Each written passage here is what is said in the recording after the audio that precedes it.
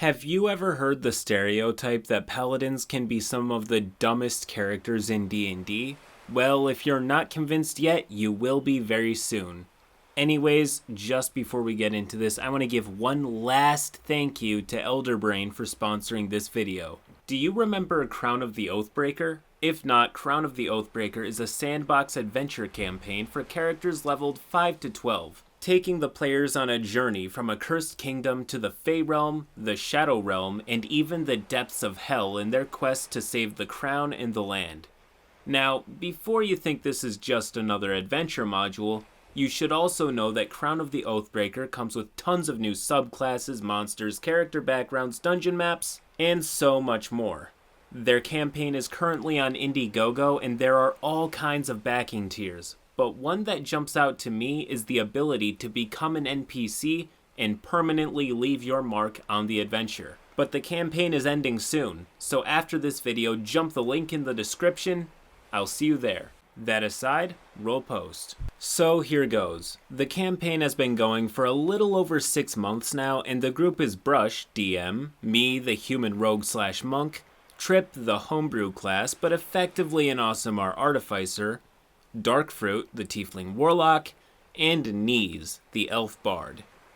And then there was Mill, a tiefling paladin who was the problem player. This was Mill's first time in a long-term campaign, so while I find it hard to be super mad at him, he was a little hard to play with right from day one.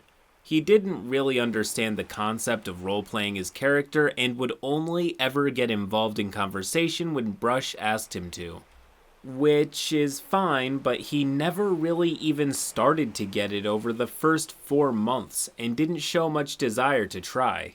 After these 4 months, we had a session that was very cobbled together as we all had stuff going on that week. But we still wanted to play. As such, a few of us didn't really get much story focus, and Mill took that as an opportunity to tell me after the session that he was not having fun anymore, because he didn't feel involved in the story, even though he only interacted when prompted by Brush, and usually only a sentence or two at a time, with the occasional fun outburst of actual roleplay. He would also proceed to complain that he wasn't doing as much in combat as everyone else, despite not having read his own class features, even though we've tried to explain them as he gets them.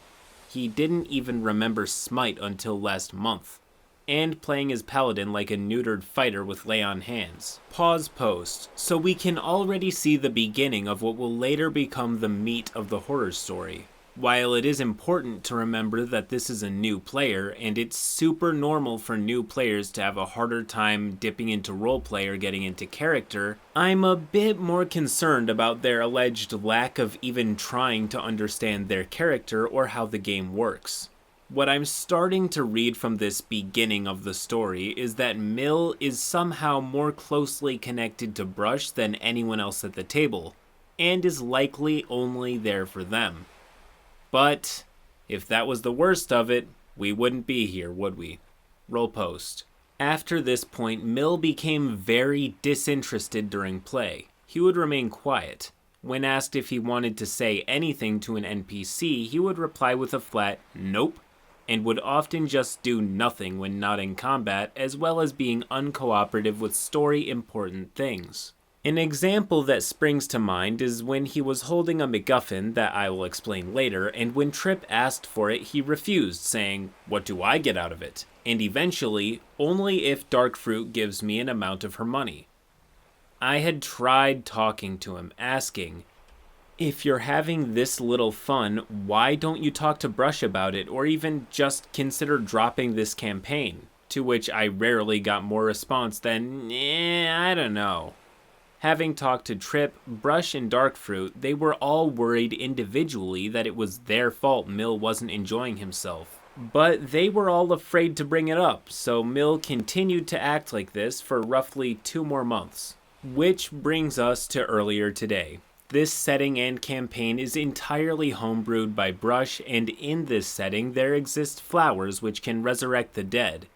These flowers are left behind when an extremely powerful dragon dies. Black flowers resurrect a dead creature in a zombified form, whereas a red one, in combination with dragon blood, can perfectly resurrect any creature after an indefinite amount of time. Something has been going wrong with time, and our current plot thread is trying to figure out why only black flowers seem to be appearing, whereas it was predominantly red before. We'd found what is seemingly the last red flower left, and were guarding it to prevent it from falling into the wrong hands, and also to help with our investigation. Mill didn't want to go into town with us to investigate and ask around the NPCs, so we left the flower with him in a secure container. We come back to find a note on the door to our house that says, "Look up." And there's Mill on the roof, having broken the container, and he swallows the flower. He then begins to monologue about how this is revenge. All you ever do is ignore me and never include me in the story, blah, blah, blah. And by the time he'd finished, I'd managed to climb up the building while in stealth, and I used one of the charges from my Robe of the Stars to blast him with 5th level magic missile, then use my bonus action to hide behind the chimney with cunning action and a high stealth roll. At this point, Darkfruit threw one of her daggers up to the roof. As long as she'd held one, she could teleport to the other, and initiative was rolled. Pause post. I just want to acknowledge how kinda hilarious this is to visualize. You're in a party and there's one dude. Kind of quiet, kind of a dick, but he's okay. You leave the MacGuffin with him for safekeeping, only to arrive home to see him eating it on the roof, prompting a battle. It's one of the most random things I think I've ever read so far, and it's kind of funny to think about. Anyways, to get serious, this person's behavior is very confusing to me, and I've read a lot. He complains that they don't give him spotlight when it's clear that the party has tried. They all clearly also care about him and feel bad that he's not into it. So what gives? Hopefully we'll find out by the end of the story. Roll post. Combat proceeded as normal, with us not being able to damage him much due to his huge AC and saving throw bonuses, up until Mill announced, "I'm carrying 200 plus bombs in this bag of holding. You have 10 seconds to run before I blow myself, our house, this flower, and a good chunk of the town to dust." All 4 of us, Brush included, kinda start freaking out and trying to cobble together a plan to stop him. Trip and Darkfruit realize they can't do much but run, so Trip takes one of Darkfruit's daggers and uses his cape's charge to cast Dimension Door, putting him 500 feet away, and Darkfruit uses her dagger to teleport to him. Then I realize the only way to deal with this. I wrap my arms around him and use my robe's other ability, transporting the both of us to the astral plane. He tips the bag of holding out onto the floor where 216 bombs emerge from it. He lit one but had made the mistake of waiting for every bomb to fall out for dramatic effect, which Brush ruled had taken long enough that I would get an action, which I used to return to the material plane, leaving Mill to be reduced to a red mist in what he probably wanted to be his moment of glory. And that's how the session ended. And that was the end of Mill's character. As far as we all know, he doesn't plan on making a new guy or coming back. It's a shame, really. He clearly had a dramatic flair to pull a stunt like that, and it's a hell of a way to send off a character. But we're all sad that he was having so little fun, he felt the need to derail the plot completely and try and kill all of us as well as many important NPCs. I'm not sure what to learn from all this, but I hope it at least made for an entertaining read, and maybe you lovely people could learn something from it. Edit update. Mill told me and Brush that he wants to join the other campaign Brush is running because he wasn't enjoying ours. We asked him why he didn't just talk about dropping ours to join the other, and he just went, I don't know, I didn't feel like talking about it. I told him this is a game built on communication, and he just went, nah, and left the call. End post. This seems like a very confusing person.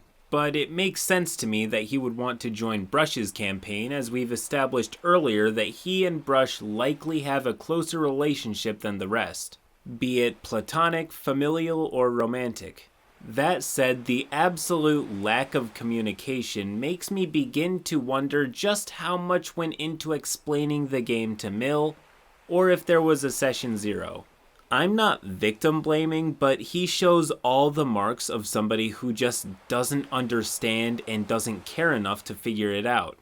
Probably only turning up because they want to be involved in Brush's interests, but if that's true, then why go out of his way to wreck it? But if he didn't care, why would he keep turning up? It could be that I'm recording this video on 0 hours of sleep, but I feel like I'm missing something big here, so feel free to make me look stupid in the comments. Till next time.